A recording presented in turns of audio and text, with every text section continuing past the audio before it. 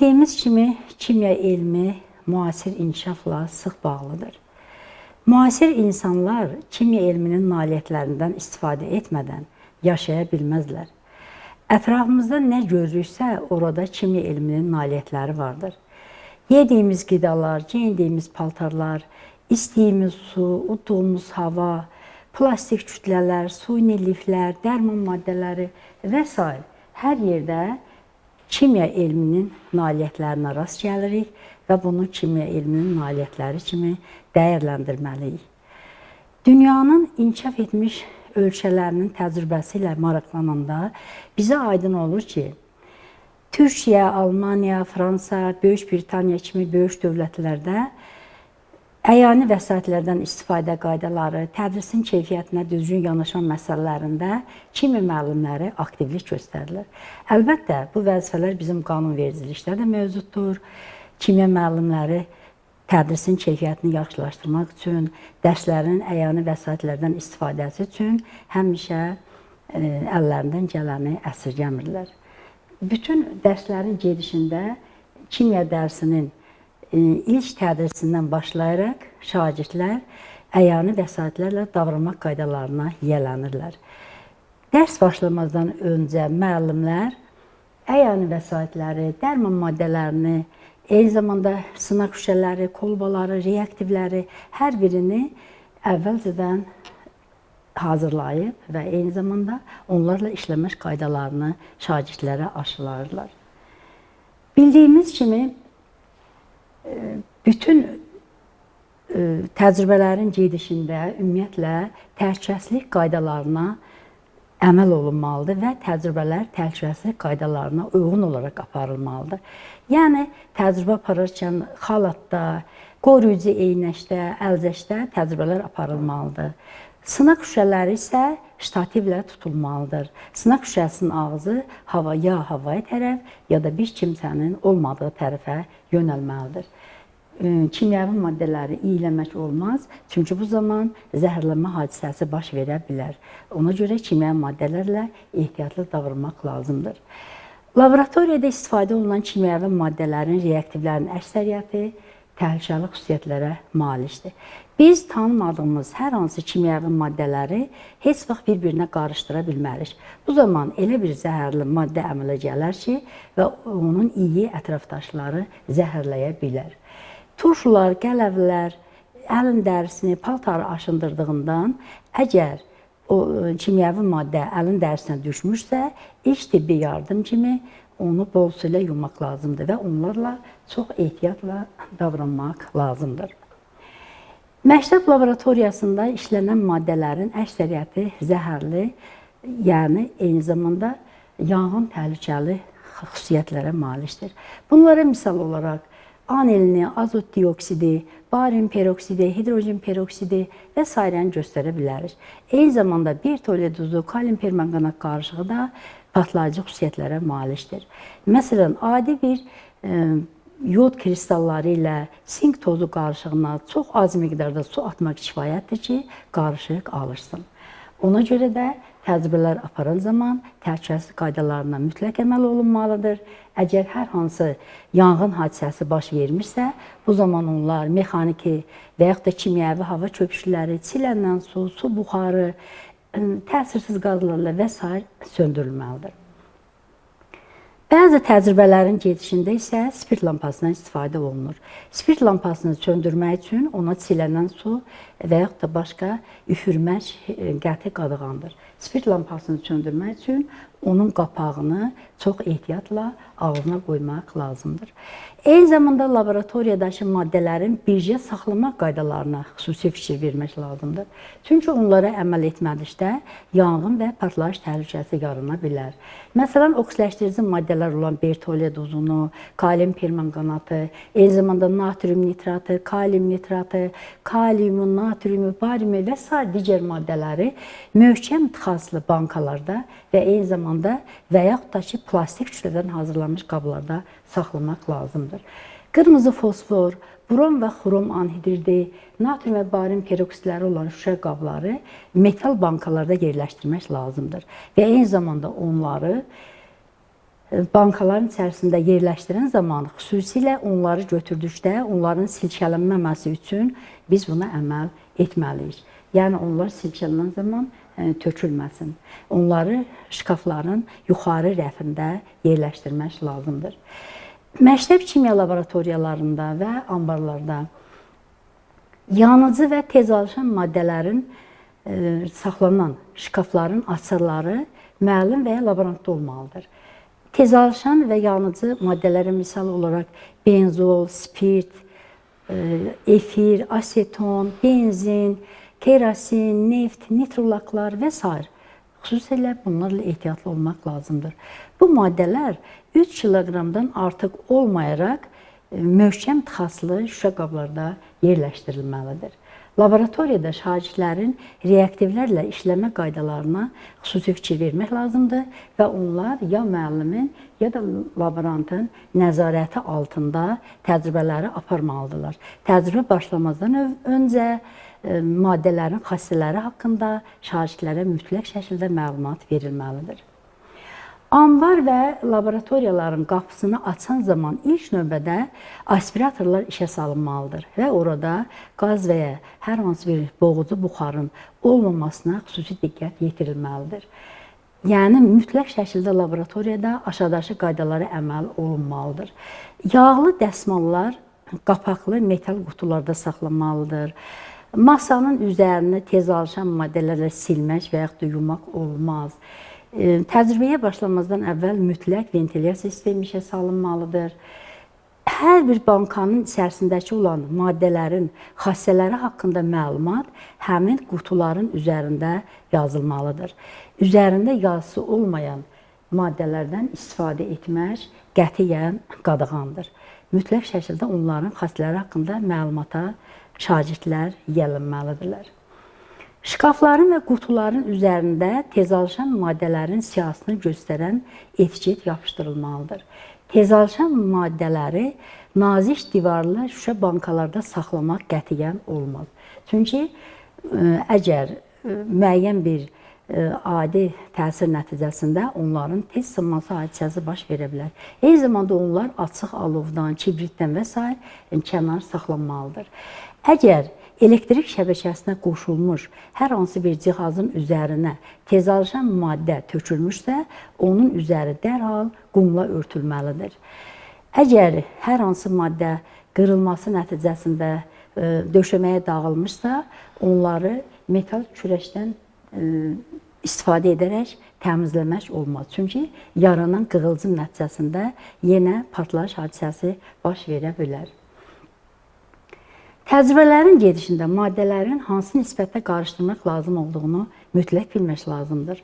Çünki artıq miqdar kimyəvi maddədən istifadə etdikdə, bu zaman onlar qarışmağa imkan tapa bilməzlər və sınaq şüşəsi yüksək istilik nəticəsində partlaya bilər, həmin kimyəvi maddə ətrafa yayıla bilər. Məsələn, suyun kimyəvi xassələri mövzusunun tədrisi zamanı sınaq şüşəsinə spitskanın başı boyda kalium, natrium metalları atmaq lazımdır. Və artıq miqdarda dediyimiz kimi götürülərsə bu metallar, bu zaman sınaq şüşəsində o qədər istilik yaranar ki, təcrübə müddətində sınaq şüşəsi partlayar və əmələ gələn qələvi paltara və yaxud da dərinin üzərinə tökülə bilər. Ona görə də mütləq ehtiyatlı olmaq lazımdır. Üzvi kimya dərslərində hibridləşmə mövzusunun tədrisi zamanı mütləq şəkildə orbitalların forması göstərilən plakatlardan istifadə etmək lazımdır. Yəni, bu şagirdlərin yaddaşında əyani şəkildə qalacaqdır. Məsələn, əgər doymamış karbohidrogenlərin kimyəvi xassələri mövzusunun tədrisi zamanı şagirdlərə kalium permanganat və bromlu suyu doymamış karbohidrogenlərin rəngsizləşdirməsi reaksiyasını onlara göstərilərsə, bu daha maraqlı və yadda qalan olar. Eyni zamanda müqayisə üçün bildiyimiz kimi alkanlar kalium permanganat və bromlu suyu rəngsizləşdirmir. Ona görə də müqayisə üçün alkanlarla da həmin kalium permanganat və bromlu suyu təcrübəsini aparmaq olar.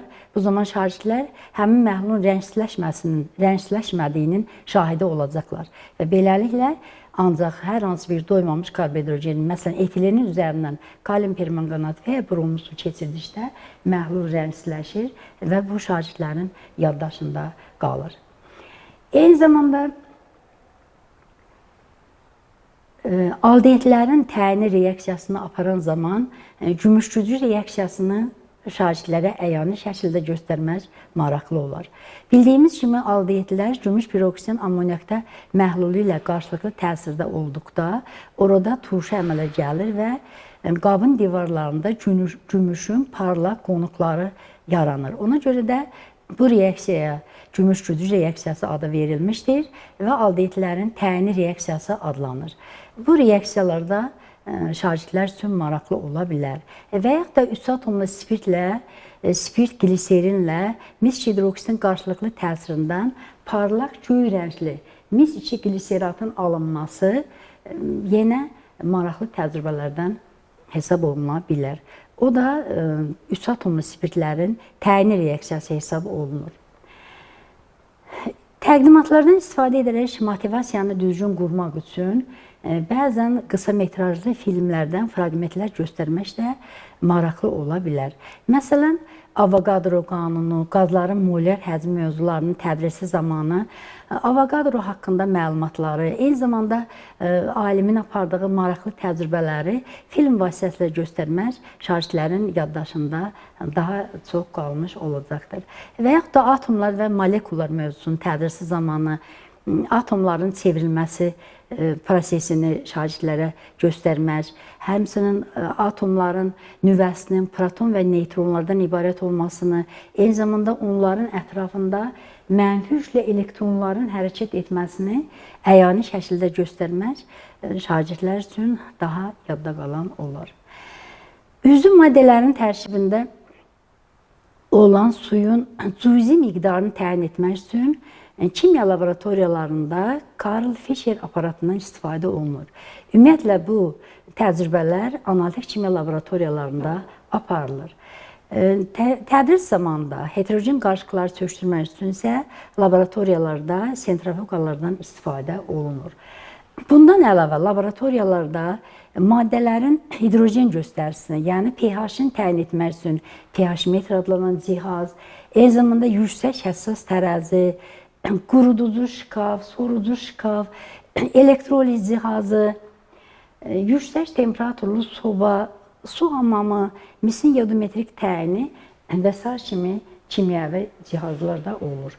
Və onlardan da istifadə qaydalarını hər bir kəs bilməlidir. Üzvü kimya laboratoriyalarında şagirdlər və tələbələr maddələrin saflığını, ərimə və qaynamə temperaturlarını öyrənə bilərlər. Biz bilirik ki, üzvü kimyadan fərqli olaraq üzvü kimya dərslərində müxtəlif təzyiq, temperatur, katalizatorlardan istifadə etdikdə müxtəlif məhsullar alınır. Yəni, bu müxtəlif məhsulların alınmasına mütləq şəkildə diqqət yetirmək lazımdır. Fiziki kimya laboratoriyalarında fiziki kimyaya aid cihazlar olur. Məsələn, bura iyon mübadilə reaksiyalarını, adsorpsiya kolonlarını və yaxud da ki, karbondioksid mühitində korroziyanın tədqiqi cihazlarını və s. göstərmək olar. İyon mübadilə reaksiyalarını aparmaq üçün fiziki kimya laboratoriyalarında bu təcrübələr aparılır. Yəni, iyon mübadilə reaksiyaları bildiyimiz kimi o şərtlə axıra qədər gedir ki, alınan maddələrdən biri qaz, çöküntü və yaxud da ki, az dissosiasiya olunan maddə olsun. Və bu zaman bu fiziki kimya laboratoriyasında bu təcrübələri aparmaq daha maraqlı olur. Yadda saxlamaq lazımdır ki, 3 atomlu spirt olan gliserinin bir toylə duzu, kalium permanganat, nitrat və xromat turşuları ilə qarşılıqlı təsiri partlayıcı xüsusiyyətə malikdir. 3 atomlu spirt gliserinə 1 mol nitrat turşusu ilə təsir etdikdə mono nitrogliserin, 2 mol nitrat turşusu ilə təsir etdikdə dinitrogliserin, 3 mol nitrat turşusu ilə təsir etdikdə trinitrogliserin deyilən maddə alınır. Trinitrogliserin tol və trotil adı ilə məşhurdur və partlayıcı xüsusiyyətə malikdir. Nitrogliserin olan bankaları, yəni şüşə qabları sərin yerdə, oddan kənar yerdə saxlamaq mütləq şəkildə vacibdir.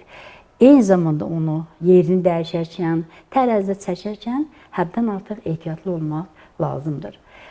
Məsələn, sulfat turşusunu su, spirt, benzolla qarışığı partlayıcı xüsusiyyətə malikdir.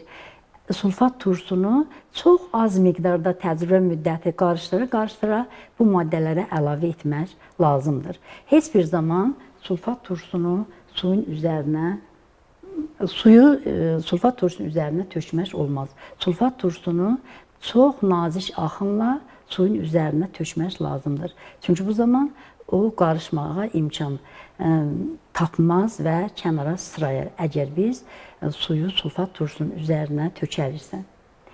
Praktiki işlərdən sonra laboratoriyaların təmizliyinə xüsusi fikir verilməlidir. İşin sonunda reaktivlərin ağzı bağlanmalı, şkaflara yığılmalıdır, qaz kranları bağlanmalıdır, eyni zamanda elektrik şəbəkəsi mənbədən aralanmalıdır. Mümkün qədər əgər laboratoriyada partlayış təhlükəsi yaranmışsa, orada olan yanğın təhlükəli maddələri təhlükəsiz yerlərə daşımaq lazımdır. Tez bir zamanda ilk yardım kimi bunu etmək lazımdır. Məktəb kimya gecələrinin keçirilməsi şagirdlər üçün daha çox maraqlı ola bilər. Bu təcrübələr şagirdlərin dünya görüşünü artırmaqla onların kimya elminə varağını daha da artırmış olur. Məsələn, biz bir təcrübəyə nəzər salaq, təcrübənin adı kəsilmiş əlin sağalmasıdır. Çoxları sirkdə bu təcrübənin şahidi olmuşlar və eyni zamanda kəsilmiş əlin tez bir zamanda sağalmasına diqqət yetirmişlər və bu çox maraqlı görünmüşdür. Lakin həvəskar kimyaçı bu təcrübənin sirrini belə açır. Bunun üçün deməli, hansı maddələr bizə lazımdır? 5% dəmir xlorid məhlulu, 5% ammonium rodanit məhlulu, eyni zamanda bir dəsmal, küt bıçaq və pambıq. Əgər yaraya əvvəlcə mikrob düşməsin deyə yara ammonium rodanit məhlulu ilə silinir. Sonra isə bıçaq dezinfeksiya məqsədi ilə dəmir xlorid məhluluna salınır və dərhal ammonium rodanit məhlulu salınmış əlin həmin hissəsinə tez çəkilir. Və bu zaman yaradan sanki qan axmağa başlar. Şəfa yaylığından istifadə etməklə yara tez bağlanır və sonra yara açılır, təmizlənir maddələr, əl tamam sağlamdır. Beləliklə, dəmir rodanit məhlulu qırmızı qan rəngli olduğundan adam elə gəlir ki, əldən qan axmağa başlar. Reaksiyanın tənliyi belədir. Dəmir xlorid məhluluna ammonium rodanitlə təsir etməklə dəmir rodanit və ammonium xlorid alınır. Başqa bir təcrübəyə baxaq. Odunun su ilə yandırılması. Bildiyimiz kimi, od insanların həyatında mühüm rol oynayır. İnsanlar həmişə oda sitayiş etmişlər və eyni zamanda odu müqəddəs saymışlar. Elm odun müxtəlif üsullarla əldə olunması yollarını açmış və cəhalətin pəncəsindən insanları xilas etmişdir. Od əldə etməyin bir üsulunu həvəskar kimyaçı belə aça bilər. Bunun üçün nə lazımdır? Deməli, doğranmış odun, sönməmiş əhəng, sönməmiş əhəngin formulu kalsium oksiddir, su və dəmir lövhə. Əvvəlcə dəmir lövhənin üzərinə odun parçaları yığılır, onların arasına isə sönməmiş əhəng, yəni kalsium oksid yerləşdirilir. Sonra isə onun üzərinə biraz su əlavə edilir. Bu zaman ocaqdan əvvəlcə tüstü əmələ gəlir, sonra isə ocaq yanmağa başlar. Reaksiyanın tənliyi isə belədir. Kalsium oksid, plus su və əmələ gəlir kalsium hidroksid. Reaksiya əhəngin söndürülməsi reaksiyası adlanır. Alınan maddə isə kalsium hidroksid sönmüş əhəngdir. Başqa bir təcrübəyə nəzər salaq. Suyun təsiri ilə vulkan. Vulkan haqqında az adam tapılar ki, məlumatı olmasın. Bildiyimiz kimi vulkan həm quruda, həm də suda yarana bilər. Yer üstündəki vulkanlardan ən yüksəyi Çili və Argentina sərhədində, deməli, qərbi Kordilyer dağında yüksəkliyi 6800 metr olan deməli püskürən Tupunqatu vulkanıdır.